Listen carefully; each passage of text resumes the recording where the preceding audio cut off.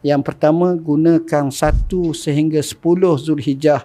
Pesanan saya 4 perkara. Yang pertama, gunakan 1 sehingga 10 Zulhijjah dengan salat, dengan puasa, dengan qiyamul lail. Itu penting. Kita kalau boleh setidak-tidaknya pada hari Arafah 9 Zulhijjah kita puasa. Kerana Nabi bersabda, siyamu yaumi Arafah yukaffiru sanatain. Puasa pada hari Arafah mengkifaratkan 2 tahun. Besarnya kelebihan puasa. Kita banyakkan zikrullah. Kerana orang Mekah, maksud saya orang yang pergi ke Mekah, mereka diperintahkan untuk zikir pada Allah banyak-banyak. Wazkurullah fi ayyamin ma'lumat. Zikirlah kepada Allah dengan banyak-banyak. Kita banyakkan berdoa kepada Allah Subhanahu wa taala, kerana itu antara waktu-waktu dimustajabkan doa, terutamanya 10 awal Zulhijjah dan utamanya pada hari Arafah dan malam-malamnya kita berdoa kepada Allah. Kalau boleh kita bercita-cita dan kita berusaha untuk kita korban, walaupun hanya seekor kambing atau sebahagian daripada lembu, kerana ia merupakan tuntutan. Bahkan dalam mazhab Syafi'i rahimahullah dan jumhur ulama dianggap sebagai sunat yang muakkad, dan Nabi daripada tahun 1 sampai tahun 10